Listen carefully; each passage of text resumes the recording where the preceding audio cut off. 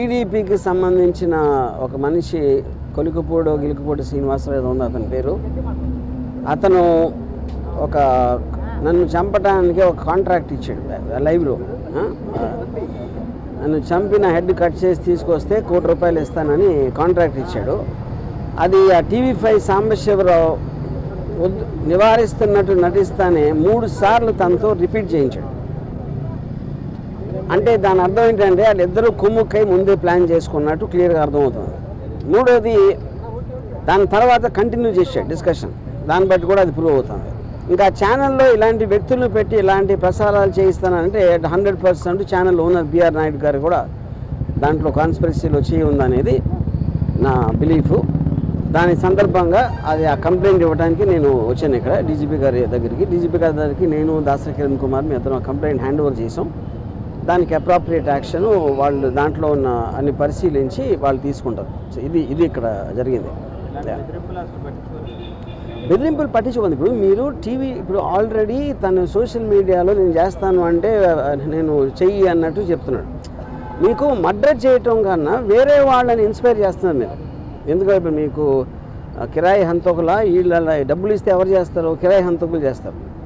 వాడిని చంపితే ఎంత డబ్బులు ఇస్తాను అని ఎంతమంది ఎక్కడెక్కడ ఎలా ఇన్స్పైర్ అవుతారో అని మనకు ఎట్లా తెలుస్తుంది? సో అలాంటిది మీరు టీవీలో చెప్పించడం కానీ చెప్పడానికి అవకాశం ఇవ్వటం అనేది మేజర్ క్రైమ్ అనేది నా ఉద్దేశం.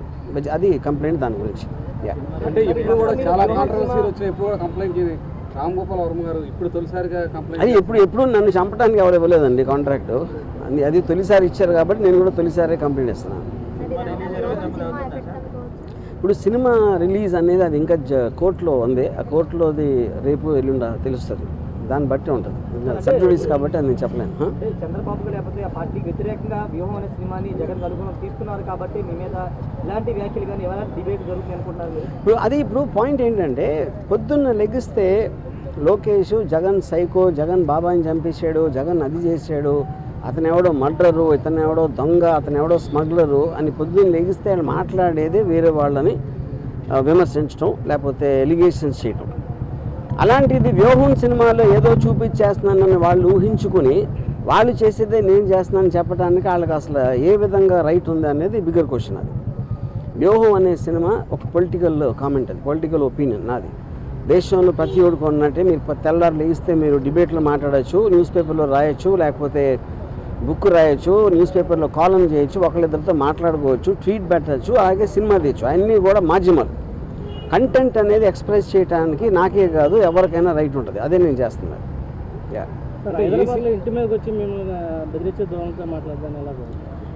నేను అదే చెప్తున్నా. ఇప్పుడు వాళ్ళకి ప్యానిక్ అవుతున్నారా ఏంటా అనేది వాళ్ళకే తెలియాలి. ఎక్కడ వ్యూహంలో ఏం వస్తే ఏం చూపించేస్తే మా గురించి ఇప్పుడు చాలా చిన్న సింపుల్ కామన్ సెన్స్ క్వశ్చన్ అడుగుతాను. మీరేమీ తప్పు చేయనప్పుడు మీకు అసలు భయపడాల్సిన అవసరం ఏంటి? నేను ఏదన్నా ఉన్నది లేనట్టు చూపించేస్తే వాళ్ళందరూ ఎదవలా నమ్మటానికి ప్రజలు ఎవరన్నా ఏమన్నా అంటే నమ్మేస్తారా? ఎవరన్నా ఏం చూపిస్తే అది నమ్మేస్తారా? ఫైనల్గా మీకు చూపించిన దాంట్లో ఉందా లేదా ఏముంది అనేది వాళ్ళకి తెలియదు. ఎందుకంటే ఎవరు సినిమా చూడాల. కానీ గుమ్మడికాయ దొంగ అంటే భుజాలు తడుముకున్నట్టు వాళ్ళే ఊహించుకొని భయపడిపోయి ఏం చేయాలో తెలియక ఇలాంటి వాటన్నిటికీ రిసార్ట్ చేస్తున్నారు.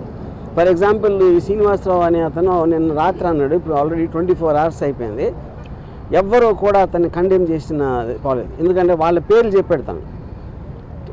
పవన్ కళ్యాణ్, చంద్రబాబు గారు, లోకేష్లు అందరి పేర్లు చెప్పినా వాళ్ళు ఎవరు ఇలాంటిది మా పేరు మీద ఒకటి చేస్తున్నారని కండెమ్ చేయకపోతే అర్థం ఏంటి? వాళ్ళు కూడా అదే మైండ్ సెట్లో ఉన్నట్టే కదా.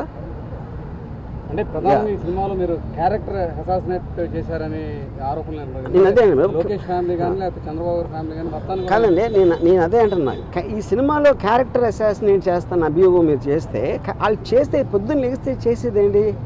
ఎవరినైనా కాదు, నేను చెప్పేది ఉట్టి జగన్ కాదు, పాలిటీషియన్ అనే ప్రతి మనిషి కూడా పొద్దున్న లెగిస్తే ఎవరో ఒక క్యారెక్టర్ అసాసినేట్ చేయటమే పనిగా పెట్టుకుంటారు.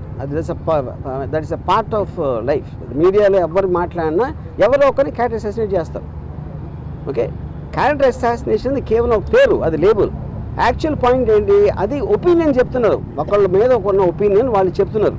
అది ప్రజాస్వామ్యంలో that is a fundamental right granted under article 19 to tell an opinion. సినిమాలో నేను చేసింది అదే.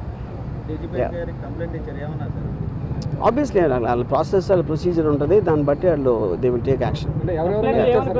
ఎవరెవరి మీద ఇచ్చారు? నేను ఇచ్చింది మన Srinivasarao, Sambasivarao anchor, TV5 channel owner B R Naidu, ఈ ముగ్గురు మీద ఇచ్చింది.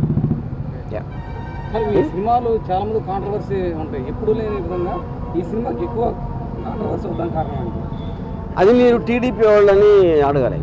నేను అదే చెప్తాను. కాంట్రవర్సీ అనేది నేను సినిమా తీస్తాను, కాంట్రవర్సీ అనేది దాని మీద అసాల్ట్ అటాక్ చేయడానికి వచ్చిన వాళ్ళు క్రియేట్ చేస్తారు. సో కాంట్రవర్సీ అనేది వాళ్ళు చేస్తారు కాబట్టి మీరు వాళ్ళని అడగాలి. అంటే కాదు సార్, వాళ్ళు ఏదంటే మీరు మొన్నటి వరకు క్యారెక్టర్స్ని అసాసినేట్ చేస్తే పర్లా, ఇప్పుడు ఫ్యామిలీస్ని కూడా మీరు అసాసినేట్ చేశారు. ఏ ఫ్యామిలీస్ ఎలా తెలుసు మీకు? అది మీరు కలగన్నారా, లేకపోతే నా ఐటీలోకి వచ్చి చూస్తారా అలాంటి సీన్లు ఉన్నాయని?